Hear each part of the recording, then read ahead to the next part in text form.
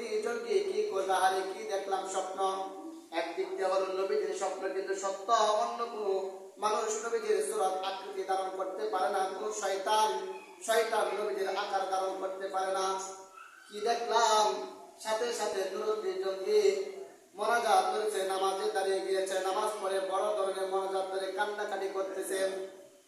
এভাবে কিছুদিন যাওয়ার পর দ্বিতীয় দিন আবার স্বপ্নে দেখলো ওই নুরুদ্দি জঙ্গি আমাকে কিন্তু তিনজন ব্যক্তি খুবই কষ্ট দিচ্ছে, আমার সাথে বেয়াদবি করতেছে। তাদের চেহারা কেমন হবে, চেহারার আকার আকৃতি কেমন হবে, রাসূল সাল্লাল্লাহু আলাইহি ওয়াসাল্লাম তাদেরকেও দেখা দিলেন, দেখো তাদের চেহারা কিন্তু এমন, তারা আমাকে কষ্ট দিচ্ছে, তাড়াতাড়ি তুমি কি করবা করো। নুরুদ্দি জঙ্গি কি করবে, সাথে সাথে নামাজে দাঁড়িয়ে গিয়েছে, নামাজ পড়ে কান্নাকাটি করতেছে, ভীত সন্ত্রস্ত অবস্থায়। হাই হাই কি দেখলাম। কিছুদিন যাওয়ার পর আবার একই স্বপ্ন দেখলো, আই নুরুদ্দিন জঙ্গি তুমি যদি না পারো আল্লাহ কিন্তু অবশ্যই তাদেরকে শাস্তি দিবে, তাদেরকে ধ্বংস করে দেবে, কিন্তু বিশ্বের মানুষ তাদেরকে কিন্তু দেখবে না। আল্লাহ তাআলা যদি তাদেরকে শাস্তি দিয়ে ধ্বংস করে দেয়, আল্লাহ চাই বিশ্ববাসীকে তাদেরকে দেখা দিবে, বিশ্ববাসীর কাছে তাদেরকে পেশ করে তাদেরকে অপমানিত করবে। এই জন্য কিন্তু নুরুদ্দি জঙ্গি তুমি কি করবা, তাড়াতাড়ি করো। তৃতীয় দিন যখন স্বপ্নে দেখলো নুরুদ্দি জঙ্গি, আল্লাহ কিন্তু চাইলে তাদেরকে ধ্বংস করে দিতে পারে। সাথে সাথে নুরুদ্দি জঙ্গি ফজরের নামাজ শেষে একটা ঘোড়ার উপর সওয়ারি হয়ে তখন প্রেসিডেন্ট, তখন প্রধানমন্ত্রী জালালউদ্দিন মৌসুরীর কাছে চলে গেল। জালালউদ্দিন মৌসুরীর কাছে চলে যাওয়ার পর জালালউদ্দিন মৌসুরীর কাছে পরামর্শ করলো, আমি তো এমন এমন স্বপ্ন দেখলাম, আপনি কি বলেন। জালালউদ্দিন মৌসুরী বলল, মনে হয় নবীজি বিপদের মধ্যে আছে, কষ্টের মধ্যে আছে, না হয় আপনি পরপর তিনবার একই স্বপ্ন দেখলেন, অবশ্যই অবশ্যই নবীজি কোনো বিপদের মধ্যে আছেন। সাথে সাথে নুরুদ্দিন জঙ্গি রাহমাতুল্লাহ আলাইহি তিনি জালালউদ্দিন মৌসুরীর কাছ থেকে বাগদাদে ফিরে এসে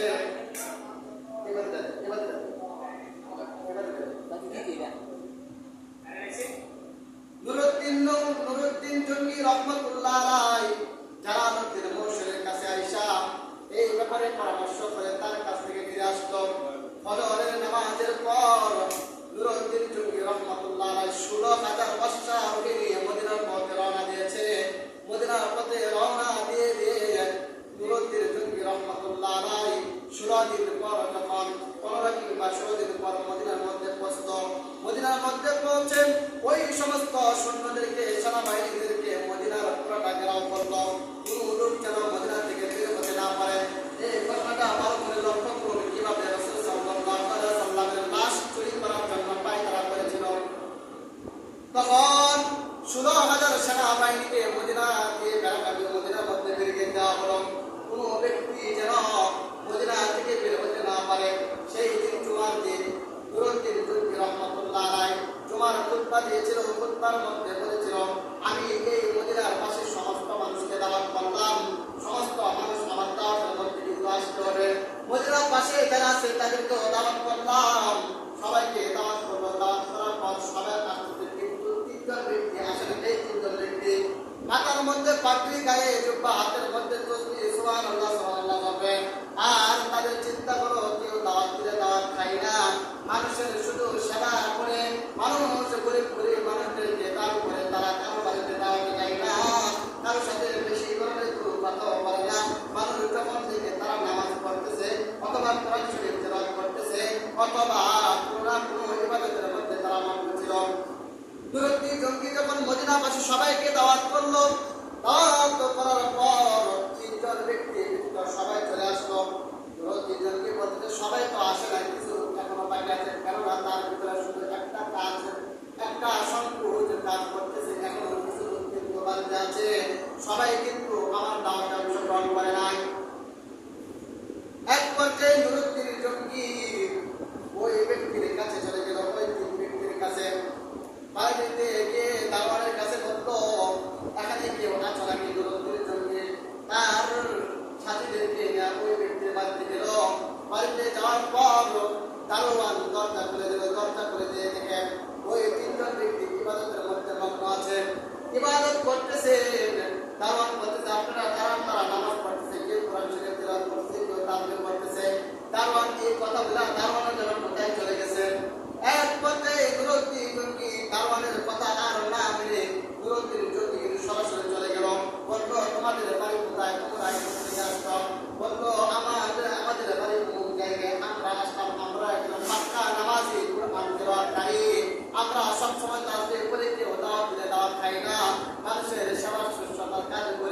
মানুষকে দান করি।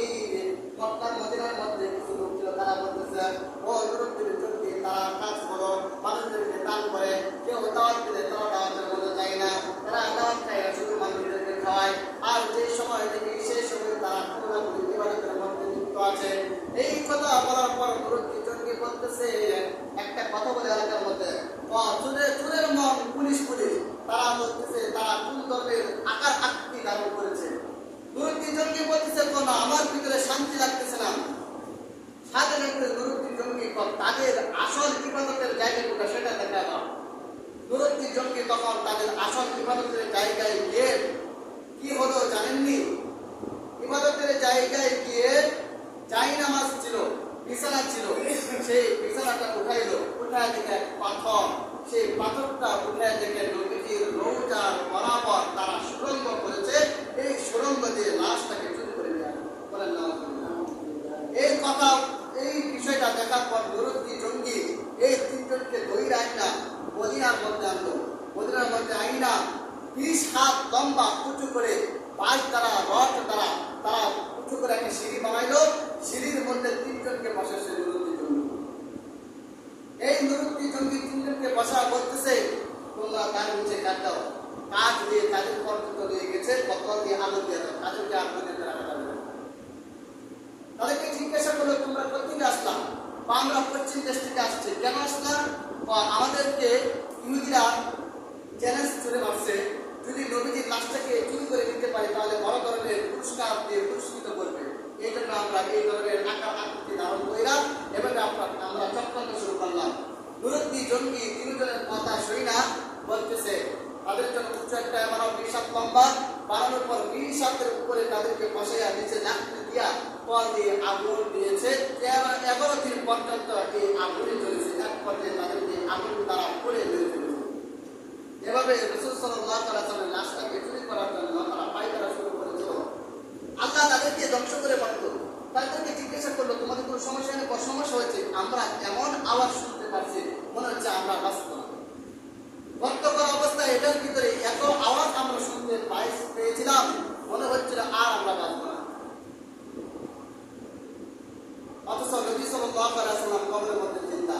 হুসাইন আহমদ মাদানী রাহমাতুল্লাহ আলাইহি নবীজির রওজায় যখন গিয়ে সালাম দিত, সালামের উত্তর আসতো। এই জন্য একটু বলেন সারে সে বুরতা কাজারা পর্দা উঠা দো লিল্লাহি মুঝে মুসনে খুদা তো দেখা দো আই বাহরে কওম সদকায়ে হুসাইন ইবনে আলী কা পিয়া সাব মুঝে শরবত দিদার পিলা দো আই দূর হো মজবুর হো আই সৈয়দ আলম দিদার দেখাতে কি আওয়াজ শোনা দো। আমি তো অনেক দূরে, আমি অক্ষম, যদি দিদার না দেখাও আওয়াজটা শুনে দাও। নবীজির রোজা সালাম দিতে সাথে সালামের উত্তর আসছে। হুসাইন আহমদ মাদানী 22 কিংবা 17 বছর মদিনা শরীফের মধ্যে বুখারী শরীফ পড়েছে। ছাত্রকে বুখারী শরীফ পড়াতে ছিল, এই অবস্থায় একটা হাদিস আসছে নবী কবরের মধ্যে জিন্দা। এক ছাত্র এসকার করলো, ইয়া হুজুর আসলে কি নবী কবরের মধ্যে জিন্দা? হ্যাঁ জিন্দা। তখন এই কথা বলার পর হুসাইন আহমদ মাদানী বলতে দেখ, তাকায় দেখ, কবরের দিকে তাকায় দেখ। তখন ছাত্রদের অবশ্যই নবীজির জিন্দা কবরের মধ্যে বলা সুবহানাল্লাহ। এটা ছিল নবী। এই নবীকে গাদা চিনতে পারছে, 2 সাপ চিনতে পারছে, কিন্তু মক্কার কাফের তায়েফের লম্পট যুবকেরা কিন্তু চিনতে পারে না। আল্লাহ রাব্বুল আলামিন আমাদেরকে প্রকৃতপক্ষে রাসূল প্রেমে হওয়ার তৌফিক দান করুন। এই ঘটনাগুলো বুঝে তার থেকে শিক্ষা গ্রহণ করার তৌফিক দান করুন। 2 সাপ যদি নবীর সাথে কথা বলতে পারে অবশ্যই অবশ্যই জান্নাতি হলে আমরাও নবীর সাথে কথা বলতে পারব। নবীর সাথে আমরাও কথা বলতে পারব। আমরা সব সময় আল্লাহর কাছে দোয়া করব আল্লাহ যেন নবীর সুপারিশ আমাদেরকে কবুল করেন। তো যে আলোচনাটা করলাম সবাইকে আমল করার তৌফিক দান করুন, জেনে বুঝে আমল করার তৌফিক দান করুন, সব সময় রাসূলের প্রেম ভালোবাসা অর্জন করার তৌফিক দান করুন। কথা এটা বলতাম আমার কথা। আচ্ছা, একটা বিষয় হচ্ছে আপনারা কিন্তু বাইরে একটা খাট দেখছেন, দেখেন নাই? বাইরে খাটটা দেখেন নাই? বারিন্দা মধ্যে যে বাইরে খাটটা দেখা আছে, দেখেন নতুন খাটটা। নতুন খাটটা মনে অনেকে লক্ষ্য করছে না, প্রথমে এখানে ছিল আর কি, এখানে থাকে নাক বরাবর ছিল আর কি, ঢুকিয়ে দেখতো আর কি। তো যাওয়ার সময় দেখে যায় খাটটা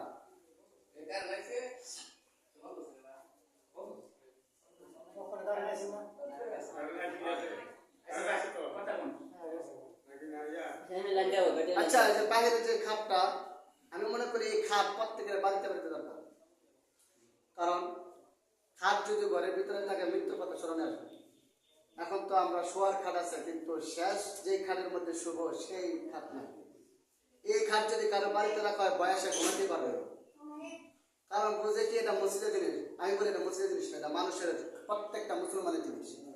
আউশ করে আশা করে নিজের খাট নিজে অর্জন করা, তো এই পরিবেশটা সবাই করতে পারে না। তো যেহেতু একটা রসম হয়ে গিয়েছে মসজিদের মধ্যে রাখতে হয়, তো রাখা হয়। তো একটা খাট, এই খাটটা আপনার একজনে দিয়েছে আর কি। তো এই খাটের জন্য আপনার এটাকে নিয়ন্ত্রণে রাখা, সংরক্ষণে রাখা, এটা আমাদেরই দায়িত্ব। খাটকে যদি প্রতিদিন দেখেন মৃত্যুর কথা স্মরণে আসবে।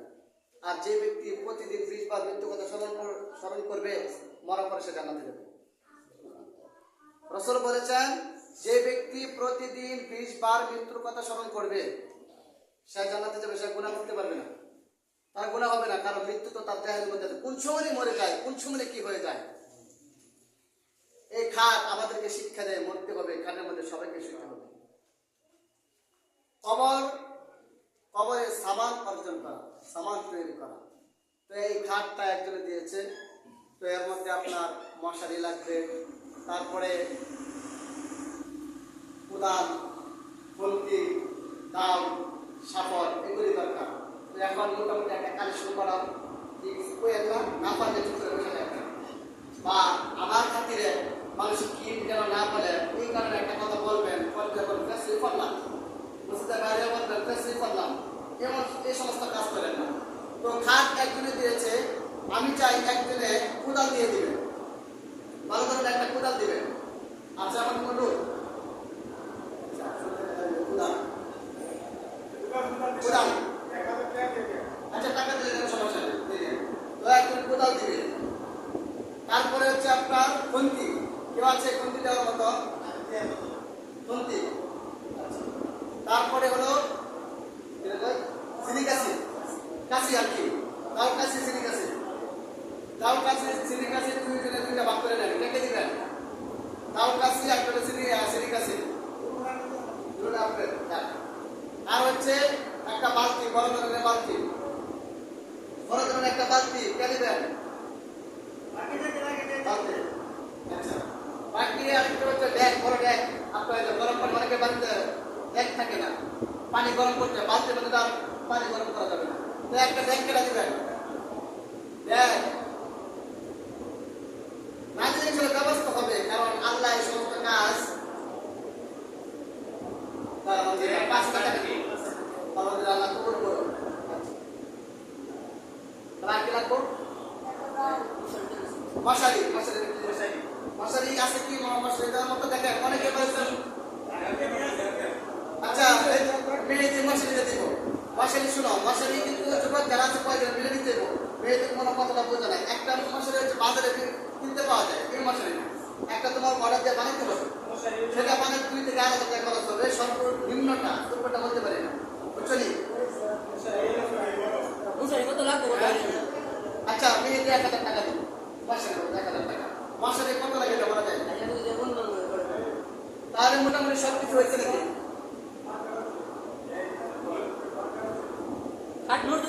নতুন বাজেছে কাঠটা।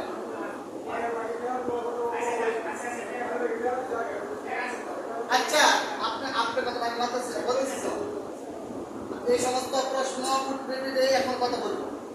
কথা হচ্ছে কিছুদিন আগে খাদের জন্য কাজ শুরু করেছিলাম, খাদের 7,000 টাকা আমার কাছে আছে।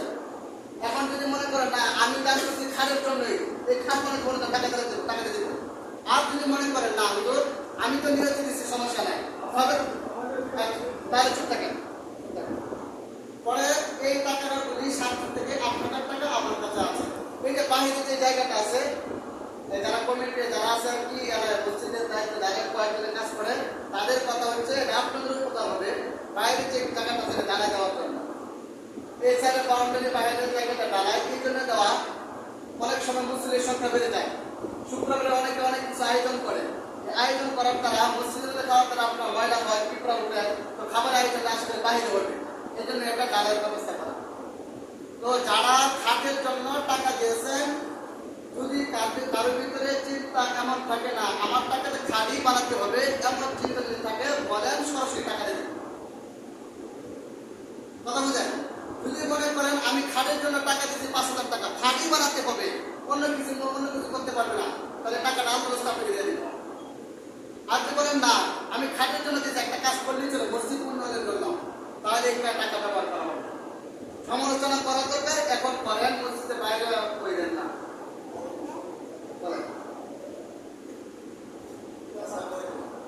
আমি কিন্তু আজকে যে খাটের জন্য কালেকশন করে দেয়া গেছে, এখন একটু বলছে যে টাকা দিব আমি বাড়িতে দিচ্ছি, কালেকশন আছে। আবার কোনো এখন নজরুল বললো কাম করে টাকা নজরুল প্রচুর টাকা কিছু সব আমরা কাম সে ইনশাল্লাহ বানিয়ে দেওয়া আছে। যতটুকু আছে আমরা পুরো খাটটা আছে, এটা বাবুলে দিছিল, বাবুলে একটা ফোন দিছে, আমি তো বাবু এই খাটটা যদি বানাই দিচ্ছে আমরা খাটটা কি করতাম, ওটা আপনারা বেচা না বেচা মসজিদে টাকা লাগাই, তাহলে আপনাদের একটা প্ল্যান হচ্ছে তো আমরা কিছু কাজের দরকার নেই। সামনের জায়গাটা ওই যে বৃষ্টি করবো নি নেই, আমরা চাইতেছি এই জায়গাটা ওই মাথা থেকে নিয়ে যে একটা ঢালাই দিয়ে দেয়, আমরা হাতে যখন কিছু ক্যাশ আছে আর আমরা কিছু সহযোগিতা করুন যে আমরা এই যে বাউন্ডারি সহ আর এই সাইডে দুইটা বাউন্ডারি সহ আপনি এই কাজটা করে লাগেন ঠিক আছে।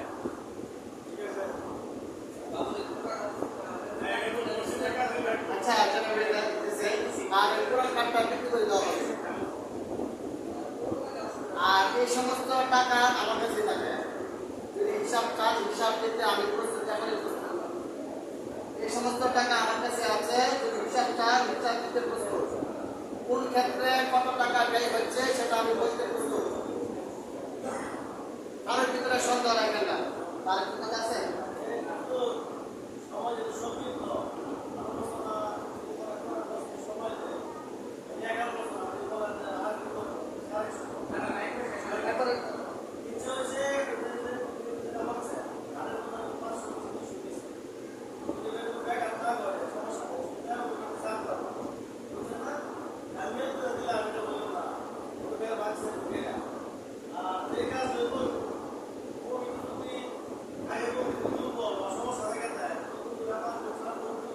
কমিটি বিষয়টা আমাকে বললেন, কমিটি বিষয় আমাকে বললেন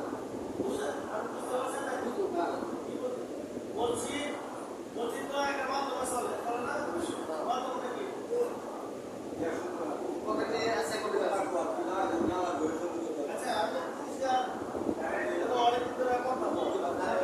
তাহলে দেখেন আপনি এই কমিটি আলোচনা করেন, আমাদের বলেন আমাদের বলেন মনে যাত্রার আগেই আলোচনা করেন।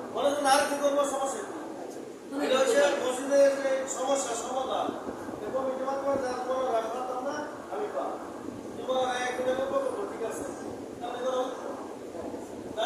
খারাপ আর আপনি এটা সমস্ত টাকা সম্বন্ধে এই সমস্ত একটা দাম বলছে এটা বলছে টাকা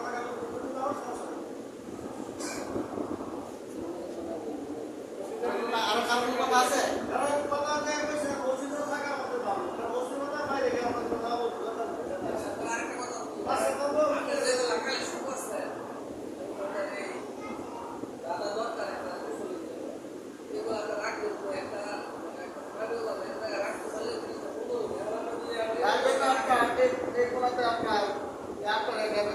দান করবেন। আমার জিনিস নাই আমার পরে জিনিসগুলো পড়ে আনছে এটা ব্যক্তি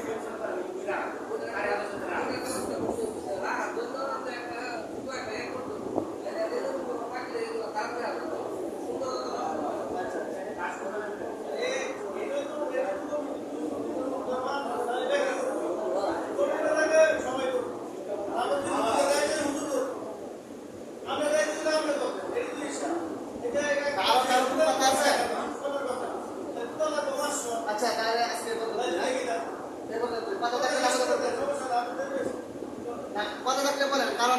বাইরে সমালোচনা করবে এটা পক্ষে, কারণ আমি সমালোচনা করতে রাজি না। আমি চাই না আমাকে নিয়ে কেউ সমালোচনা করুক।